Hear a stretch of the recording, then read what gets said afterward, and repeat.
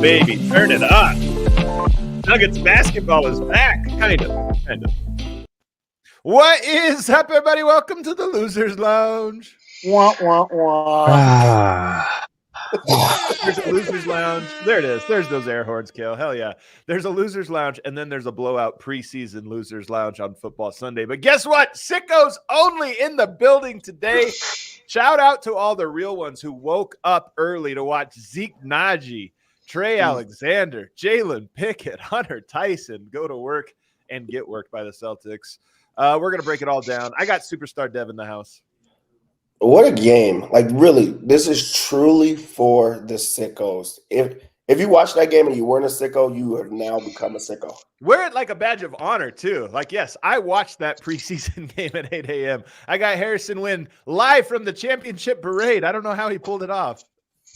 Man, 2 preseason games, 2 losers lounges. I know preseason games, the result doesn't mean anything, but like, come on, man. This is tough. I know. It's never fun losing to the Celtics, even in the preseason. But live from Serbia, our on-location correspondent, it's D-Line Go. That's right, guys. We're here in Serbian Corner. I'm the homie D-Line, and we are broadcasting live from Zlatibor. I woke up at 5:30 to watch that game, and it still felt way too early to be up for it. Yeah. Well, good news is we are presented by Bet365. Download the Bet365 app and use code DNVR365 when you sign up. Choose your offer and find out whatever the moment. It's never ordinary at Bet365. By the way, we have our own every week for the Broncos games. We have our own DNVR bet.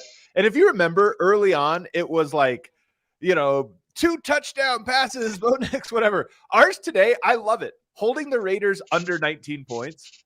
That's like, you know what? Perfect. That's a bet I can believe in and get in on. So I love it. But that's neither here nor there. What is here is the Denver Nuggets fall to the Boston Celtics, 130-104. Yes, it was a blowout. It's preseason. The Nuggets did not have Aaron Gordon, did not have Michael Porter Jr., did not have Russell Westbrook or DeAndre Jordan, for whatever it's worth. So this was really a look at some other combinations and like sort of the deep bench. And for a half, it was all right. I mean, it was never like gorgeous. For a half, it was all right. But in the second half, Jokic and Murray go to the bench. They no longer play, and the team just got the doors absolutely blown off of them. Harrison, I'm going to start with you. Give me your Red Hawk Roofing big takeaway from preseason game number 2. Man, it's a great question. It's a tough one. Really? I will. Here's the takeaway. Nikola Jokic had 20 of the Nuggets' 60 in the first half. Great takeaway. He looked very, very good. In the post, in the paint, from 3, he had a couple threes. The wrist looks healthy. Looks pretty healthy so far, knock on wood. And, he was dominant. He looks like the best player in the world again. And it's funny, like, this is a preseason game. Some guys are going full speed. Some guys are going half speed for sure. But Nikola Jokic, any setting you put him in, he rises to the top and just looks like the best player in the world. Not only did he look great, he looked aggressive. And, like, that's the thing for 2 games now. He's only played in the first half of both games. But he's not easing into these games. He's not filling it out. He's not overpassing. I've not once thought, Yoke, be more aggressive, be assertive. He is being dominant and going. I mean, he's getting guarded by Luke Cornett. So come on, but nonetheless, he's making it look like that. Dev, that's what encourages me. Yeah, it's definitely encouraging just to see that aggression. My Red Hawk Roofing big takeaway is for the prove-it guys that were available in this game. I just expected somebody to step up and step out, and it was a bit shocking that Christian Braun, Julian Strawther, Chanchar was with the starters, and they still had such a bad plus minus. They didn't play that much more than the starters, and they went to like a minus 29. Like, that is crazy that they cannot find any type of success without those other guys. So, like, that was a bit shocking to me. I mean, to their defense, it was mostly that third quarter. And to their defense, the Celtics came back out with their starters, which I want to talk about because I do think it was interesting that they played their guys more minutes than they did in game 1, whereas Denver did not. But it was mostly in that quarter where Denver just got the doors blown off of them with their, no starters versus some starters. But I agree with you. I thought Julian Strawther did some really good stuff today, but it was concerning when you just say, like, can they match up in a pinch against those guys? Absolutely not. Got the doors blown off of them. D-line, did it just get dark? Did it just go from daytime to nighttime in like 2 seconds or something? It actually may have. I think that the country of Serbia officially stopped watching that game. The sun went down. We're done. We're done with it here, dude. The funniest thing was that my big takeaway is that if I'm going to watch international games in international locations, I should learn other languages. I just would listen to like. It's honestly hilarious to like watch and they're like Jalen Apikita. It's like everybody's name is the same name, but they just add an A to the end. Yeah, I like that. But my big takeaway is like I'm actually pretty excited for what Dario Saric has to bring to the Denver Nuggets. He did look like the best Jokic stand-in that the Denver Nuggets have had since he's been on the team. I mean, previously it was probably Mason Plumlee, which is not much of a stand-in, but he did look like he's able to sort of orchestrate a little bit in the same style, and he can play big, and he just sort of kind of lumbers around and makes his presence felt in the paint. And he had a couple nice little push shots that went in, nice touch. So I'm pretty excited. Like, I think my big takeaway is mostly a culmination of the 2 games, because this game was absolute garbage and there's almost nothing. Like by the end, I was like, we are literally watching the Summer League squad right now. This is literally the guys we were watching in Summer League. But overall, like, I think through this is just that I feel a lot more bullish. I was telling you guys this. I'm feeling a lot more bullish on the Denver Nuggets as a team, like with what I'm seeing from the bench unit. Like I was really bummed we didn't see Russ today. That's honestly the only thing I care about in this preseason, to see how he's going to mesh. But Saric looks to be, still a very usable player, and Strawther kind of hit a little stride, and guys looked pretty good. So forget this game, but overall, like, the bench looks good, man. Yeah. I think we're going to talk about big takeaways from the entire trip. I mean, 2 games, but that is definitely going to be one of them for me personally, as the bench and how good it looked. But tonight, to your point, we didn't get a few starters, so some of the bench had to start, and we didn't get Russell Westbrook, which is really what you want to see. So I almost throw that part of it out, and it almost feels like a waste. Like, I understand the idea of wanting to rest, take things slow. You don't want to risk injuries, but there is also a part of, there's only so many preseason games, and I wish we would have seen Russell Westbrook today, because that's the number one question we have, and we really only got 1 out of 2 answers, 1 game of answers for it. At least that's how I feel, Win. Well, I think it was Aaron Gordon who Michael Malone said was dealing with a little bit of an injury. Not sure what it is, but maybe he picked it up in game 1. I don't think it's anything crazy, but they held him out. What was interesting about the bench today, though, is when Russell Westbrook is out there, and you saw this in the first game, it's going to be the Russell Westbrook show. Like, he's going to be the centerpiece of that second unit. And today, I thought you saw that shift a little to Saric, which was interesting. Yeah, he had a lot more post-ups. He took advantage of mismatches there. It wasn't pretty, but it was effective, especially in the first half, I thought. And so I thought that was just a little interesting, because when Westbrook's out there, he's going to control the pace. He's going to control the flow. He's going to control the ball a lot, in the half court. But when Saric is out there without him, you saw things kind of shift to him. And I kind of like seeing that. Yeah, that is definitely something. And I think Saric is probably the standout today, even though he's a minus 18. He gets 11 points, 5 rebounds, 2 assists. He shot 4 of 6. And it's more importantly, it's like, do you see the vision with it? Saric carves out so much space. I mean, I saw Aaron Gordon. We asked him about that, I think, at Media Day or one of the practices, like, hey, why is it when you went against him, why is it that you felt like he was such a good player? And he was like, he does his work early. He's always in rebounding position early. When he goes in transition, he pins you. He does all of just that fundamental stuff. And it really popped today when I was watching him, just how much he was carving out room. Drew Holiday's a good defender, but he would just be pushing him right under the basket. I think that he is just a classic throwback power forward that is good at those things, a la Charles Barkley and Sean Kemp and the guys that used to be really good at that. At least, I mean, that's what I saw from Saric today, Dev. Yeah, he just seems to be like a creator. Like, he makes the right plays. He's at the right spots. And also when they use him in that sense of just another center out there that they could run the offense through, a la Jokic, like things around him happen. He got extra passes. He's finishing around the rim. He can score. And not having a Westbrook, you have to see, like, first, I wanted to see them two work together with the two man and just see if they could exist at the same time. But without him there, it was great to just see Saric just step up and rise to that occasion of, I'm going to be the guy and we're going to create off of me. I am shocked to see Westbrook didn't play off of rest on the second game out there. That was a bit shocking because they don't play for like another week. So it would have been great to just see him get as many minutes as possible with that unit because they need to get that type of chemistry. They absolutely are going to need a lot of reps with that one. So hopefully we get it 3 more times. I mean, there's 3 more games in the preseason. Does Westbrook play in the final 3? I kind of assume so and hope so. I gotta think so. Yeah. I think every star player kind of misses 1 game in the preseason. That's usually how it goes. So I hope Westbrook's is out of the way. And then we'll have some games later on, maybe Yoke rest one.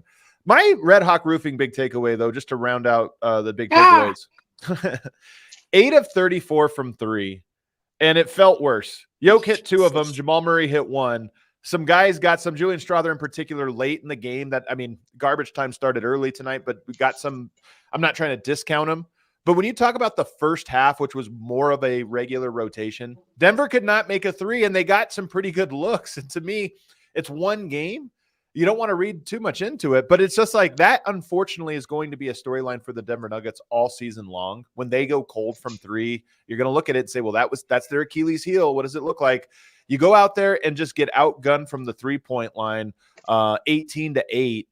It's so hard to win games already when you're not going to be able to have the volume of attempts as some of the other teams, but you got to make the wide open ones. And Hunter Tyson grabbed 10 rebounds tonight, 8 points, 10 rebounds. Like, not bad for a young player, but 1 of 4 from 3. And some of those were just such good looks that you go, with his limitations, you got to make shots. And he didn't make them tonight. Christian Braun, 0 of 4. Vlatko Čančar, 0 of 2. Those guys are good players, but they have to make shots for this whole thing to work. And at least today, they got great looks and it didn't happen. There's not a lot to read in the preseason games, but there is. And this one was against Boston Celtics, who are the defending champions. And we know that with the type of cerebral thinker that their coach is, he showed early on, we're going to dare you guys to like knock down the 3 ball. And I think that teams are going to do that all year long, where it's like, you have to show me.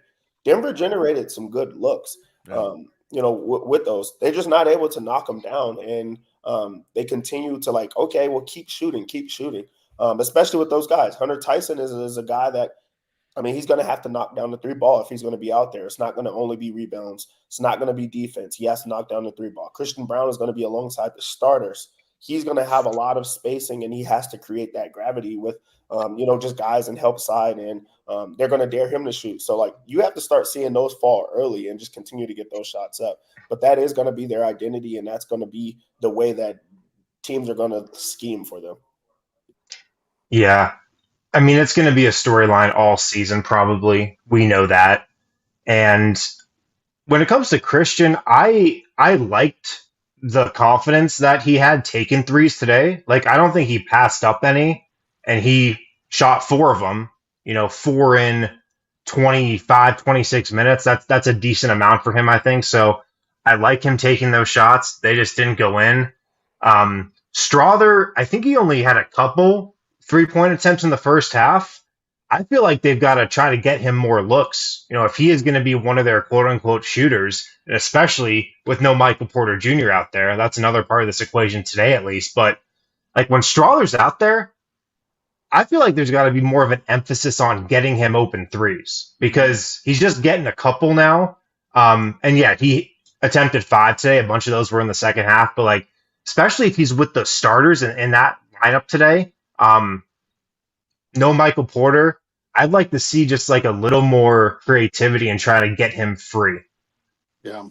It's tough though. A game like this is really tough when you're missing so many key players and guys are, I guarantee a lot of these lineups have played together the first time today, like in a game against the Boston Celtics. So I was just kind of looking more for guys just basketball instincts to kick in, and whether or not they're being fed, just being able to create for themselves or just do, sort of make anything happen. And then after a while, I was like, man, like they definitely had some, like they went out, they were like showered in champagne and gifts like last night by a Sheik. Like they did a camel ride. There's like they were so bad. Just with the fundamentals of basketball, it was like you can't even, like, what are you supposed to take from this game? Like, no one can make a shot. After the last game, I was like, holy hell, like we have a lot of shooters, especially on the bench. This is like way more than I expected. And today I was like, no one can shoot the basketball. No one knows how to play basketball. What are we doing? So it's tough. It's like one of these games where, okay, cool, we're talking about it. We are looking desperately to glean as anything that we can, any details we can, because there's so much about this team that is so unknown heading into the season. But it's like, what do you take from, like, what do you take from this? I still feel like there's takeaways personally. I mean, we're going to talk on the other side now about Christian Braun and his offensive impact, which I think is a takeaway. I even think you just mentioned, this was a getaway day, right? You finish the game, they hop on the plane and they come back after sort of a long trip. And I just felt one team took it a little bit more seriously than the other. And that also is something that is meaningful to me. So we're going to talk about that on the other side, as well as some other takeaways about the end of the bench, including one, Zeke Nnaji. Can't wait for that segment. Guys, shout out to our friends over at Blue Chew. Pay attention to this read, guys. Blue Chew, very important. They say first impressions are important as well. What about lasting impressions? That's where Blue Chew comes in. Blue Chew helps boost your confidence in the bedroom. That's right. Boost your confidence in the bedroom. I'm glad I have the one shot on me for this one, man. Thank you, Kale.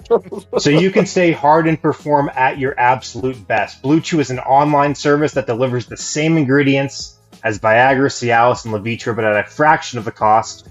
Also, it's in chewable form. Does it work? Don't think you need it. Try it free for a month and you'll see you're going to love it. Your partner's going to love it too. We've got a special deal for our listeners. Try Blue Chew for free when you use our promo code ALLCITY at checkout. Just pay $5 in shipping. BlueChew.com, promo code ALLCITY to receive your first month free. Visit BlueChew.com for more details and important safety information. And we thank Blue Chew for sponsoring this podcast. Also, make sure to check out the Game Time app. It's the best place to get tickets. They have a new feature as well, Game Time Picks. It makes getting tickets for your favorite live event even easier. Game Time Picks filters out all the fluff to show you only incredible deals on great seats. So you don't have to waste time searching through thousands of tickets. If you're looking for tickets for this Broncos game today, sure, they're on the Game Time app. You can take the guesswork out of buying tickets with Game Time. Download the Game Time app, create an account, and use code DNVR for $20 off your first purchase. Terms apply. Create an account, redeem code DNVR for $20 off concerts, shows, sporting events, Nuggets, Avs, Broncos, whatever it might be. Game Time, they've got you covered. The best app for buying tickets. Download Game Time today. What time is it? Game Time. All righty, we are back here. Segment 2, DNVR Nuggets. So let's talk about Christian Braun tonight.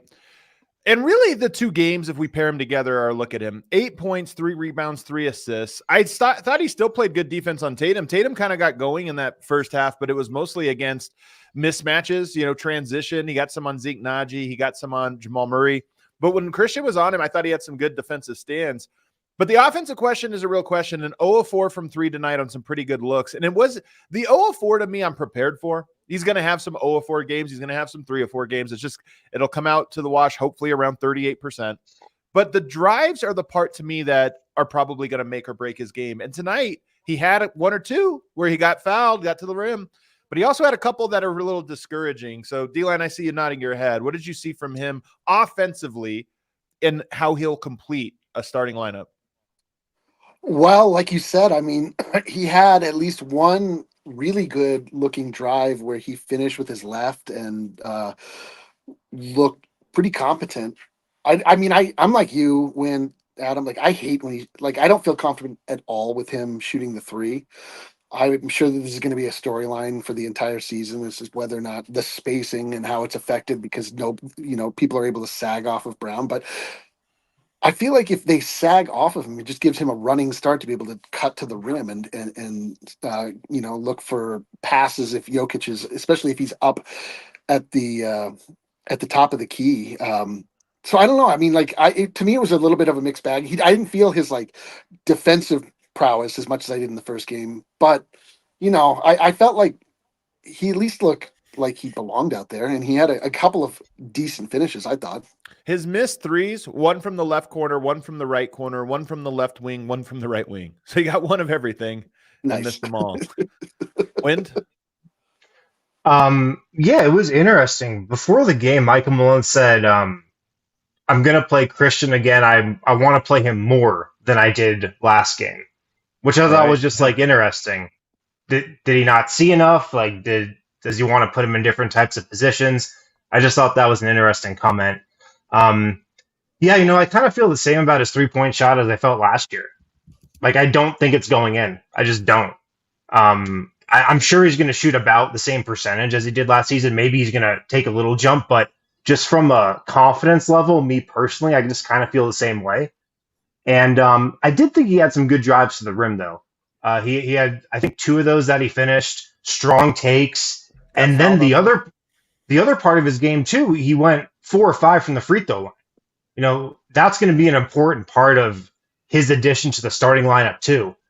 And another storyline with the Nuggets, can they get to the line? Because they did not at all last season. Can they put pressure on the rim? Russell Westbrook's going to help with that a lot.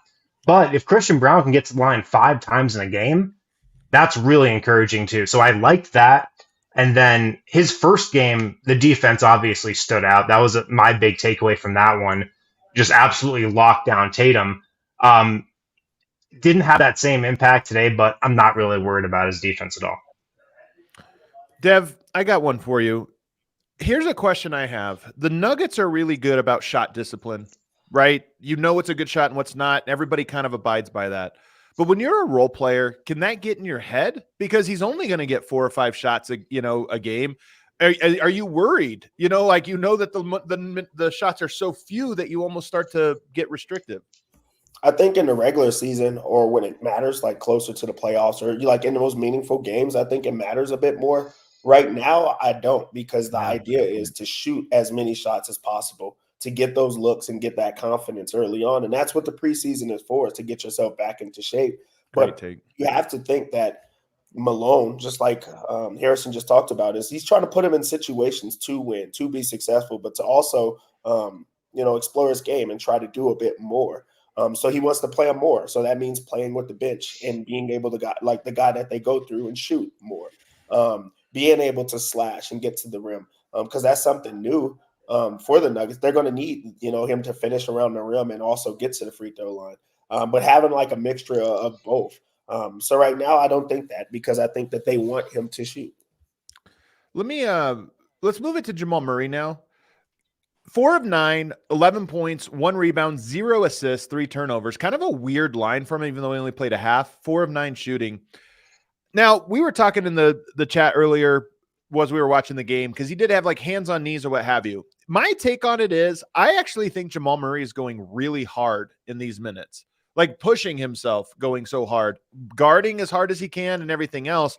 And yes, it is probably above what he's capable of at this moment, but that's what the preseason is for. So for me, in 2 games, Jamal Murray came out on fire, scored 7 of the first 9 points. He only had 4 points after that. But I like that he came out with that intensity if in 2 weeks' time he's able to sustain that intensity a little bit longer. And I think that might be part of the game plan for him. So while the numbers haven't been great, and even tonight I wouldn't say it was like an A grade, I still am encouraged by what I saw from him. Yeah, his start was great. Yeah, I was super encouraged by Jamal. Like, he came out. I mean, that's the thing, is that when you're talking about Jamal, it's always, again, like, we know what the peak is. Like, we know what he can do. And it's just now whether or not he's able to hit it again. And it's always, the conversation is always whether or not his body will allow him to, whether or not he's in shape enough to be able to maintain just all the things that you're saying. But I just thought I thought he looked lean. I thought he looked quick, even if it was just for that first part of the first quarter, really. As it like went on, like he started to make dumb passes. He threw a bunch away. I mean, but the game itself sort of like lost seriousness pretty early on. But you When they announced this, all over when you're tired, though. And that's why I think It's like true. he's pushed himself into the red, which is good. Not ready for that quite yet, which is okay. But I think that was why, because a lot of those turnovers to me are fatigue, bad decision making. it easily could be, and I do think that's a good point that you're making, that he is getting cardio at this point. I mean, he is running up and down. You really do have to push yourself to get, if you want to get in better shape. And it's weird to look at Jamal Murray. He doesn't look like he's out of shape, but he rarely I think he looks looks like good. Yeah, that's what I mean. Like he rarely looks like he's out of shape, but the way that he was moving on the court was like super encouraging to me, at least early on. Yeah, I was going to say he looks great physically, and that's why I was positive and like optimistic from that first half. Because right now he's taking it up a notch defensively. He's like all up pressing. He continues to get that switch. Jaylen Brown got the best of him on some of them, but he was like okay, and I think that's the thing. Like we saw what it looks like when he has a pop offensively. We know the type of offensive player that he can be, and he showed those flashes in this game. But I feel like right now in the preseason, he's trying to see and push the limits when it comes to defense. And I think you are going to get tired with that. You know, like Boston they were playing very hard in that first, in the first half. They're like the starters are actually going at it and things like that. And I think he wants to, see what the limits are there. So I am encouraged about what I'm seeing from Jamal Murray, especially from what we've seen, the offseason. That's a tough challenge, too. I mean, he's going up against three great defenders, Derek White, Jaylen Brown, and Drew Holiday. Go ahead, Win. Yeah, I just loved how he came out early in the first quarter. He was aggressive, looking for a shot, had a couple nice moments in the mid-range, too. And then it seemed like he kind of shut it down when he came back in the second quarter. And it was just an interesting contrast because Jaylen Brown didn't shut it down at all today. Like Jaylen Brown, man, he's like, is he trying to get a check from Abu Dhabi or something? Like he is going. Like that every quote Jaylen Brown has put out, it's like, I love Abu Dhabi this, Abu Dhabi that. Goes hard in these preseason games. Like he's thinking 3 moves ahead, I feel like. A good ambassador of the sport. I mean, Yeah. that's what you're supposed to do on these. I kind of think. I mean, not even joking a little bit. I want to talk about Jaylen Brown a little bit later because I want to talk about the Celtics and ask whether or not they're juggernauts based on, obviously last year, but then coming into this year. Let's get back to Strawther, though. 6 of 12, 17 points. We talked a little bit about him in the very beginning, but the thing that encourages me about Strawther through these, there was a play in the first quarter where you run a little, like, I believe it was a guard-to-guard action, and you get the switch, or maybe it was just transition, and you get a switch where Cornette was onto him. And Murray, who had it going at the time, right, a quick start from Jamal, pulls it out and gives the ball to Strawther to ISO, and you're talking about a second-year player, and you're talking about Jamal Murray who has it going, and he's like, no, your turn because you got the mismatch. And Strawther made a great play, but it was the type of great play. You think, okay, he's going to try to get off a quick three, turns him around a little bit, drives to the basket, pulls in the double team, kicks it out for a good look. I don't even remember how the play ended, but I remember thinking Denver has a lack of guys who can just do that. Like if Christian Braun gets that switch, you're not ISOing him. You're just having him clear out or something. There's a lot of guys that fit that bill, even Peyton Watson, who I hope grows into somebody that the team trusts to do that. But the fact that it was like, oh, right out of the gate, Julian, you have the mismatch, cook, and he delivered, to me, that was encouraging. He needs to become more consistent, and the margins for him, to me, are that going to matter? I'm not sure he can be efficient enough to be the player he needs to be, but the skill set is there. It's just, can the quality of that skill set? That's at least what I think, Dev, watching him and just sort of how he drove. His drive stood out to me. I like the mindset when it comes to Julian. He don't care if he's making or missing. He's going to take shots, and he's going to be aggressive the entire time. When he has the ball in his hands, you also feel confident that a good thing's going to happen.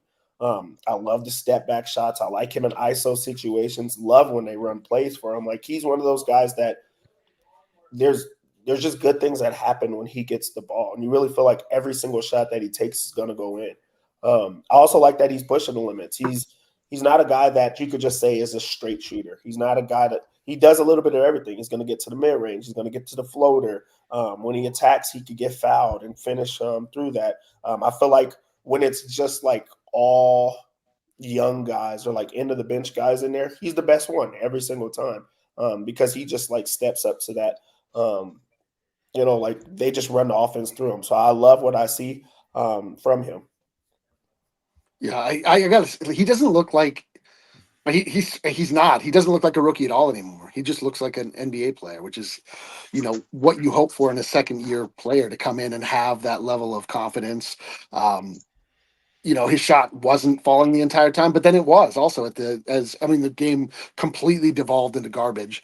But he still was a player that stood out in those moments. Like everybody else sort of looked like they were just here to fill a roster spot. Like, we got to the 15th, 16th, 17th guys on the Nuggets bench. Julian Strawther looked the part. Like he looked like a guy that is ready to make that leap. And so I'm super excited about what he's going to bring this year. Like he really looks like a guy that is primed to step into important minutes. Yeah. All right, let's take a break. On the other side, I want to talk. It's just a little bit of a shorter segment on the other side because we got to talk about three guys that I think have looked especially bad over this stretch. And then Are you talking about the 3-on-3 tournament? And then later in the show, we got to talk about our own basketball. I know a way we can save the Denver Nuggets. We got to get the trio going. We might even have Eric, who was not at the tournament. We might have to have him rate the highlights or lowlights, as it were. Oh, God. We probably don't have to do that, actually. But I want it. Guys, check out our friends over at Z-Biotics. You can get 15% off Z-Biotics with the code DNVR Nuggets. Make sure to check these guys out. Z-Biotics, an awesome product. It's a game-changing product that I use before a night out with drinks. It's called pre-alcohol. Let's face it, after a night with drinks, I don't bounce back the next day like I used to. I have to make a choice. I can either have a great night or a great next day. That was my choice until I found pre-alcohol. A Z-Biotics pre-alcohol probiotic drink is the world's first genetically engineered probiotic. It was invented by PhD scientists to tackle rough mornings after drinking. Here's how it works. When you drink, alcohol gets converted into a toxic byproduct in the gut. Pre-alcohol produces an enzyme to break this product down. So just remember to make Z-Biotics your first drink of the night. Drink responsibly and you'll feel your best tomorrow. I keep hearing about, pre-alcohol, wondered what it was actually like. Now that I've tried it, I believe the hype. With their GMO technology, they release different products that help address toxic byproducts of modern living in the gut. Go to zbiotics.com/DNVR Nuggets to learn more and get 15% off your first order when you use the code DNVR Nuggets. Z-Biotics is backed with 100% money back guarantee. So if you're unsatisfied for any reason, they'll refund your money, no questions asked. Check out Z-Biotics today. Also check out Empire today. They are who we go to for all our flooring needs, home or business. Empire today is the best place to get new flooring. Nobody beats them on quality, service, and speed. Their philosophy is pretty simple. They're going to find you what you need and not overwhelm you with thousands of choices and substitutes. They have a great virtual floor designer on their website.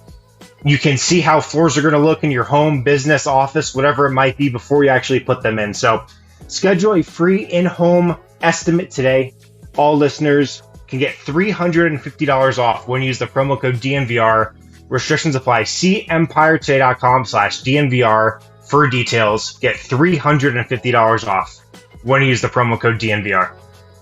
All right, we are back here, segment 3. Shout out to everybody in the chat, everybody watching live. This is honestly a badge of honor. If you are watching this right now, absolute real one, watching the Sicko stream.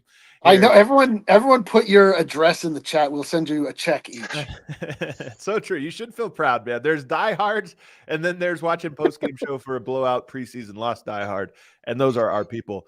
3 guys that I thought have struggled in both games: Vlatko Čančar, Jalen Pickett, actually 4, Zeke Nnaji, and I'm even going to throw in Hunter Tyson here. We talked a little bit about Hunter, but Vlatko, Zeke, and Pickett, we didn't have high hopes, I don't think, for Zeke and Pickett, so maybe they even belong in another category. But let's start with Vlatko. Wind, I don't even think it's rust with him, because I thought in the summer when we saw him in the qualifiers, it just looked like he was just getting back or what have you. It might be something different, with Chanchar, but the decision making hasn't been there.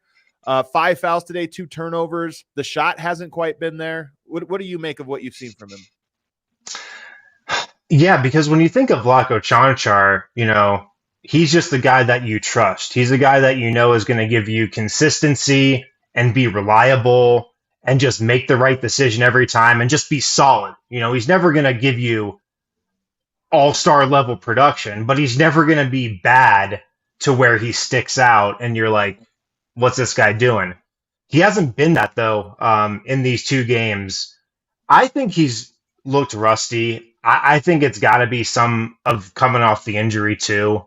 He just looks a little unsure of himself, a little bit of a step slow. I just kind of expected him by now, I guess, because, since those Olympic qualifiers where he didn't look good, he's been in the gym. We've heard he's looked better. I just kind of expected him to be the old Vlatko, and we just haven't seen that, consistent, reliable guy that we're used to. I think what's shocking for me is that, for a guy that's been in the league and around the team for as long as he has been, he just looks like a step behind always. It's just he's trying to read what's happening and just can't keep up. And I know that there's going to be those physical limitations right now because he is coming back from injury. But he's just fouling every single time down, not making the right plays a lot of times, and just doesn't add a bunch. At this point, it seems like the best thing he does is facilitate, which is tough as a small forward that they're going to leave open a lot of times, so that's going to have to create. And then also right now is the niche for him to be able to get some minutes and carve some space. I feel like a lot of times there was other people that they could put into that spot, but they need Chanchar to step in when you have guys like Zeke Nnaji. When you have Dario playing the backup center spot, you're going to need a backup power forward and a guy that could step out on the 3 as well. So this is the time for him to get something going, and right now he just can't. It is pretty early. He's coming back from the injury, but you just want to see more in him to just ramp up a bit more. Yeah, I mean, he hit a shot the other day. I was pretty impressed by, or at least encouraged by, but I'm kind of with you guys. I mean, it was jarring to see him in the Olympic qualifier he looked inept in the Olympic qualifier, which was crazy because he was Luka's running mate the previous time we saw him play with Slovenia. And I'm definitely taking the route of patience with him because we do know what it is he brings. And even if he, in the end, he is just sort of a bench coach, he has a little bit of he's there for Jokic and he's there to bring the vibes along with DeAndre Jordan. It's a little, I don't know. It's disappointing because Vlatko's a guy that we've seen really promising things from, and it always gets derailed by an injury. But I'm certainly not closing the book on him. I think that he will get better, and I think that he will get stronger. But a lot of it has to do with his Lloyd Christmas haircut too, right? He has bangs. What does he do?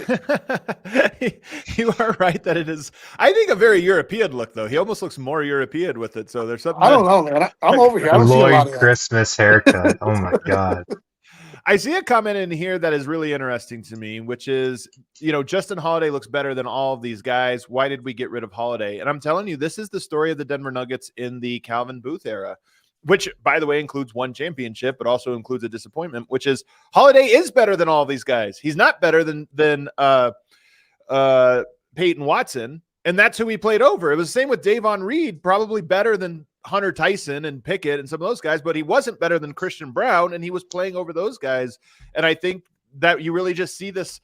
Well, we can't have it that way because it clearly doesn't work. So we're just going to have to clear the deck a little bit. And I don't think anybody's right or wrong on it, but that's the answer. I mean, it's as simple as that. It would be great to have Holiday right now on Hunter Tyson's spot or one of those guys' spot, but unfortunately, if he was on the roster, I think he would be ahead of Peyton Watson in the spot, which you can't have.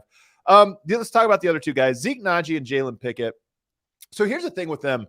They both have gotten worse every single year.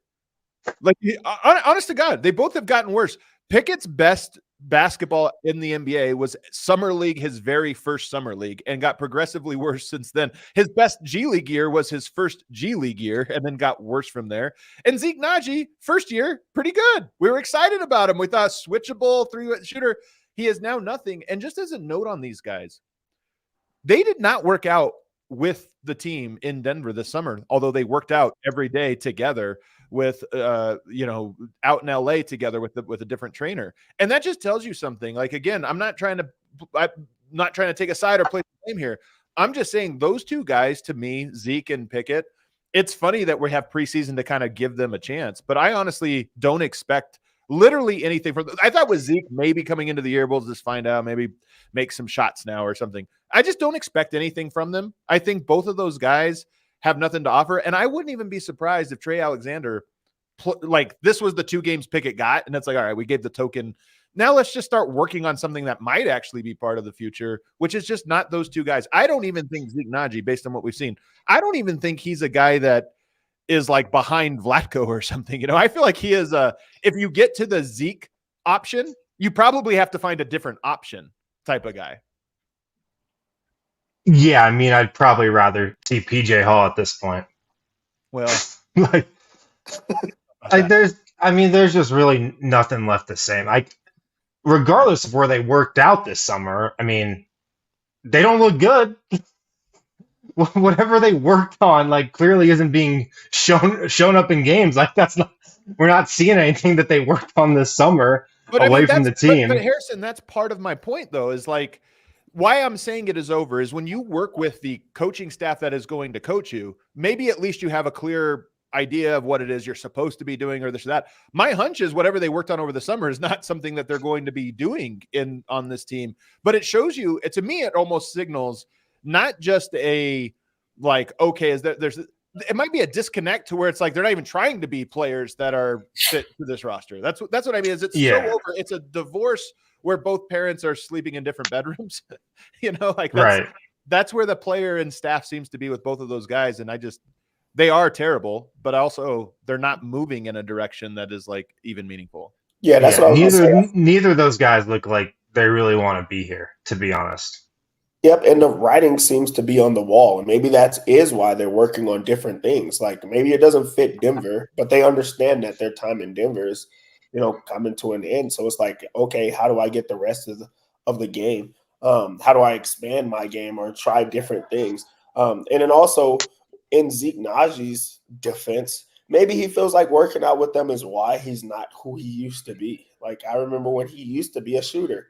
He's not that or even close to that anymore. So, I think that there's a little bit there. But again, that is another tough spot because, they're getting minutes. They're getting time, right? This is their time to, showcase themselves and try to get some type of highlights to, showcase to other teams that, hey, I can't add these pieces. I'm just being used wrong. And they can't even create in those ways.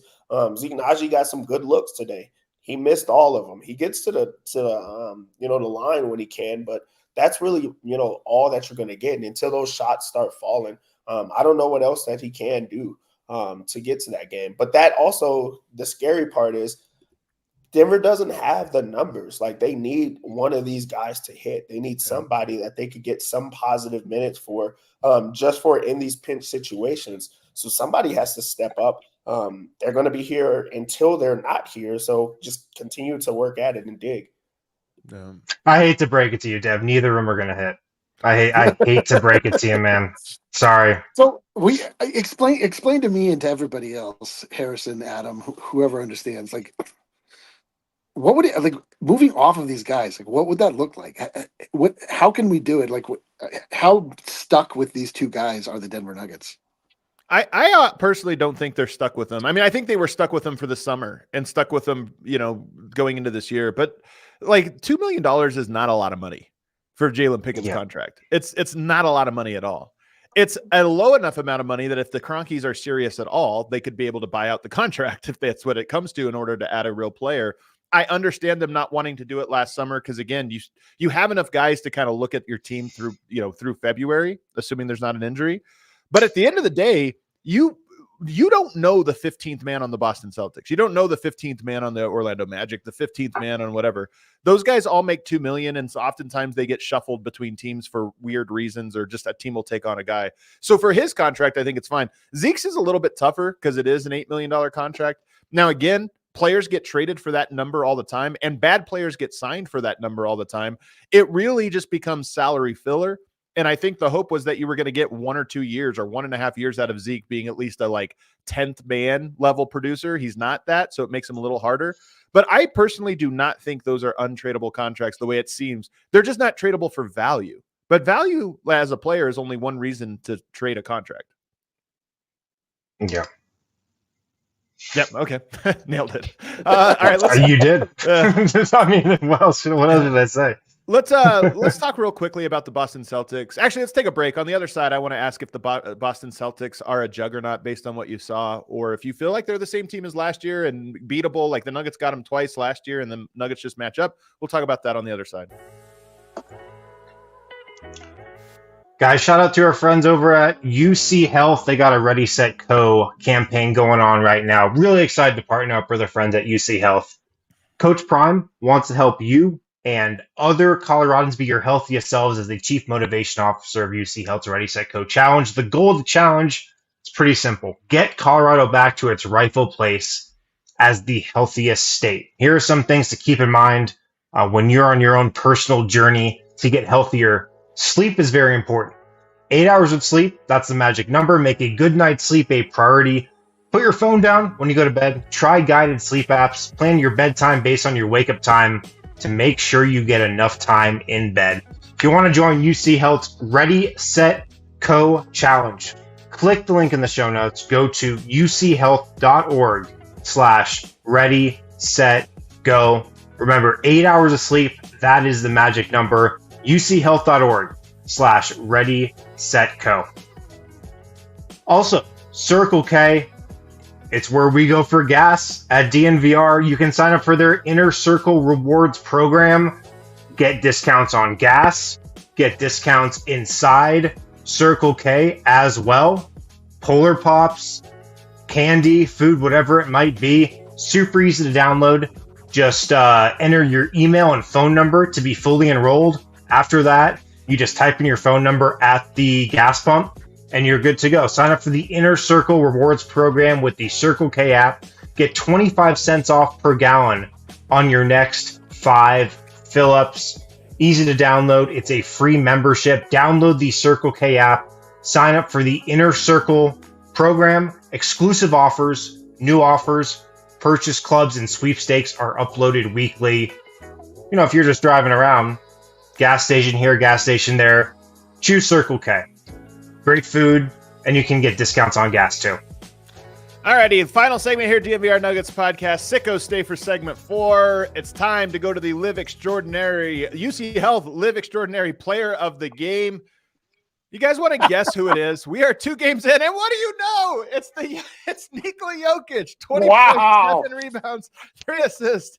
I did not see this coming, Dev. I did not see him being the player of the game. I'm glad that he persevered through all of this to be able to make this. He was incredible today, and this came in a half. This not a half, like a half. This was a half, literally of him playing and got out of there. He really is dominant, and just the way that he controls it feels disrespectful when you put certain guys on him, and he feels disrespected. There was a lot of, which I loved. It was a lot of spin, push out the ways, and then I'm gonna go finish.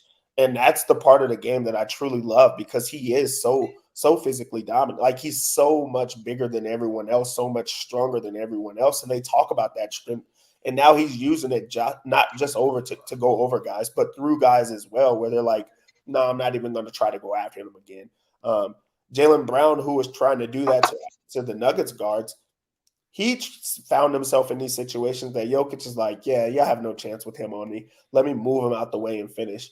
We're not even seeing the crazy passes and setups from him right now. He's in full, I'm going to take over and just score right now mode. And I love to see that. I love that point because you're right. Yoke loves inflicting pain on people, physically. And like you're seeing it more and more. I think he's like that more and more every year. But this year in the 2 preseason games, it's like he's just like hitting guys. And they're like, oh, crap. Just get him beat up. And I think Bully Yoke is fully here. Go ahead. He's in his sadist era. I love it. He really is. If you want to join UCHealth's Ready, Set, Co challenge, click on the link in the show notes or go to uchealth.org/ready-set-co. Really quickly, guys, are you impressed? This is the thing with the Boston Celtics. They obviously dominated last year's regular season, dominated last year's playoffs, dominated the finals, and they bring everybody back. They're a little banged up. Jaylen Brown went Hulk mode. It's like he looks like Christian Bale getting ready for a movie or something, where he just looks like a completely different body. Were you impressed, Harrison, with what you saw from the Celtics? Yeah, I definitely was. Like, they look every bit of the juggernaut that they were last season, to be honest. Jaylen Brown, Jason Tatum, those guys look ready to go. Drew Holiday, Derek White. They got their couple guys on the bench. Sam Hauser doesn't miss. I don't think he's missed yet in 2 games. They look really good, and they also played their guys a bunch. I think their starters came out to play the third quarter, at least to start it, or most of their starters did, which was pretty interesting. So they look great. I think they're going to win the East pretty easily again this year. They did look good, but I'm wholly convinced the Denver Nuggets would have won the previous game had it been a game of meaning that they actually had to win, where they didn't put the absolute end of their bench in. I thought they looked better. The starters look better than their starters. They were shorthanded, but yeah. They were shorthanded, but they weren't deeply shorthanded. They're missing Kristaps Porzingis, probably the biggest. And Horford. And Horford, yeah, the 2 guys in the middle. But Horford is another guy that Nikola Jokic would make short work of. Yeah. So to that end, like, I agree, they look dominant in this setting. But honestly, like, my major takeaway, again, only from the first game, because I refuse to take a single thing away from this game, is that the Denver Nuggets match up still really well against the Boston Celtics. Like, they were not outmatched at all. And in fact, would have, in my opinion, won that game if they needed to. And to me, that's like so encouraging. And that again is the feeling I'm left with through all of this Abu Dhabi trip, is that, like, it's going to be a good season, man. The Denver Nuggets look good. And when you're able to have a measuring stick game, the very first game that you put your squad together and you look good against a team that is not only bringing back extreme confidence, but continuity in the Boston Celtics, it was great. Like, and yeah, the Celtics look good. They shoot a bunch of threes. But I'm still like steadfast in my belief that if the Denver Nuggets had played the Boston Celtics in the finals last year, they would have come out on top. Boston looks incredible. Like, they have legit, like, if you're a Boston Celtics fan, you have 4 people that you could say that's our best player. Yeah. And you probably truly believe that. And I think that that's what's scary about them. Jaylen Brown looks like a new man. Like, everything about him, he just looks different. We already know the type of scorer that Jason Tatum is. Derek White looks great. And in Holiday, we know what type of defender he is. But also their bench look good. Like, if you're rooting for Pritchard and, like, for him to take that step as the backup, guard, he looked well. Tillman is a force down low. Hauser never misses ever. Like, yeah, they look good. But as D-Line was saying, I think that the Nuggets really do match up with them, with their starters. And then from there, you just, pick your poison. But in a meaningful matchup, that is a team that Boston has said it. They don't want to, like, match up with the Nuggets. That's the team that they feel like they will have to, like, work a little bit harder. But yeah, Boston looks great, and they're going to run the East again. Derek White, my takeaway is Derek White and Drew Holiday are such ridiculously good 4th and 5th best options on a team. Like, Derek White, I think he leads the NBA in blows by guys. He's just so good at attacking closeouts. And then on top of that, he's a great shooter. He's a great defender. He's a great passer. He's just insane that he is good at everything at basketball, and he is a role player for them. I think they're really good, but I agree with Eric. I actually still think Denver is probably their toughest matchup. Fully healthy, Denver's their toughest matchup, and it's just one of those paper, rock, scissors things where it'll be interesting if they ever match up in a finals to see how that goes. I'll tell you one thing that the Nuggets need, though. The Nuggets need the two-man game. Oh boy. Not Jokic Murray. Not Jokic Murray. I think they need the Dev and Adam two-man game. We had our DNVR Nuggets 3-on-3 tournament the other day. Eric, you were not there, so you can now help us out as we rate the highlights from yesterday's 3-on-3. DNVR, spoiler alert, we lost in the championship game. We came so close. We had a great run. Came up one game shy, really one shot shy. So hold on. You guys put on the tournament, had a ringer, sandbagged the whole thing, and still couldn't pull it off? We still couldn't pull it off. Yeah, there's some good teams. There's some good teams out there. I was impressed with the level of competition. Let's go to the highlights. Here, Eric, judge the highlights for you. Okay. Or for us. Okay. Oh, backdoor cut. Oh! Look at this little flip shot, little flip pass from Dev. Look at that. I'll give that that is unbelievable. I'll give that a 3 out of 10. So if you can actually see on that highlight, I'm wide open on the wing. I heard that. I heard that in the press conference that there's a little bit of unease in DNVR Nuggets land that maybe I don't know who's drawing up the plays, but it sounds like maybe Harrison needs to be a little more involved. Everyone just needs to learn to be a star in their role, Eric. Everyone needs to learn that. All right, what else we got? Oh, we got more peanut butter and jelly action. Oh my god! It's a clinic. God damn. The chemistry for real though. I'm moving slow. Then I put on the burners. Oh my gosh, I was moving so fast right there. I could not believe the type of movement that I had. One thing that I can say that is indisputable is that is a better finishing touch that I saw out of Russell Westbrook. So incredible work, Dev. That's another 3 out of 10. All right, let's go. All right, the defense, the fast break. What's Wind always saying? NBA teams can't run the break. Oh, my God, dude. Textbook Harrison. Harrison, I didn't know you had it like that. First off, let me tell you, there was so many things that happened on that play. Adam had a great defensive stop. Harrison made a heads-up play to poke it back to Adam to start the slow break. Yeah. I was moving way faster than I thought right there. But it just doesn't look like it because maybe they slowed it down. That's a slow-mo. I've even said that. Like, Kale must have slowed it down. And then I just had to – I found my man right there. We already know Harrison was going to put it in the basket, man. Yeah, I'm lethal from 1 foot away. You know what I got to say? The one thing I'm most impressed with – the one thing I'm most impressed with, the spacing. Look at this. There's avenues everywhere. It's unbelievable. You guys are really locked in. Unbelievable. All right, what do we got next here, Kale? Oh yeah, this one is sexy here. Okay. Let's go! That play really was crazy. I'm not gonna lie. Adam Harden, dude. The footwork. Look at the stare down to the bench afterward too. You got to have a little flair. Listen, I'll take any opportunity to belittle each and every one of you, but that was pretty good, Adam. I'm gonna say that was nice. That was nice. What else we got, Kale? We got a couple more here. Is that it? I want to see Adam at backup center. I know, dude. Big PJ Hall vibes. Oh yeah. I like somebody points out this one. I'm doing the Jokic telling Harrison cut through. I like that one. You get a little Dirk. Get him. Holy smokes. The odds were against us in this game. Everyone thought that team was going to blow us out, and we had to step up in that one. That was the championship game. Really, we gave our all in that game right there. What else do we have? Oh, check out the range here. 4-pointer. Four-pointer. Look at the range. That's Curry zone. Holy smokes! Yeah, that is literally from a logo. A logo. I had no idea that I went like 0 for 17 before that one, but I that one. I looked. No, you didn't. No, you didn't. Hey, hold on. Play that one last time, Kale. Play that one last time.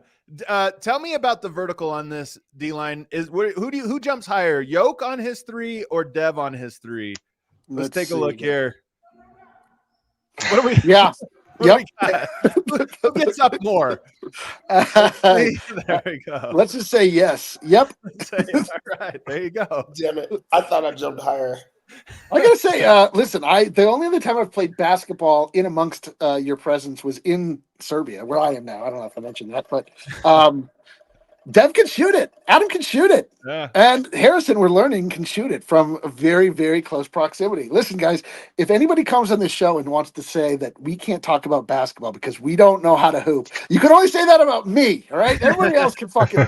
Well, Harrison always critiques people's fast breaks. So, and as we saw, Harrison knows how to run the fast break. So you get to criticize when you can prove, hey, this is how it's done. Yeah. Go to the rim. I mean, you should get a layup every time on a fast break, as you just saw. As you saw. All right, what do we got? What are our super chats here, Kale? DJ Seahawk, rough, just BB. No, Adam, don't worry about what it means. Good to see you, Dev. Jokic was good and Saric too. Wish I can be in Denver, hopefully by December. That's right. I thought you were going to come out to the thing. We didn't see you, Cedric. So there you go. December. Nugsy Bogue says JB flexing on G Leaguers preseason is weird energy. I'll tell you what, I want it from the Nuggets. I want Westbrook flexing on guys in preseason. I want that energy. I don't even blame JB. Quickly, Nugsy Bogues reminds me. I was just flipping through the channels last night. I was on Arena 3, and it was a game from 1986 where it was the Russian team with Arvydas Sabonis in the middle playing the USA basketball team with Muggsy Bogues and Kenny the Jet Smith on it. And it was so awesome. It was the most incredible. Arvydas Sabonis was so unbelievably physically dominant. He was so fast at that point in his life.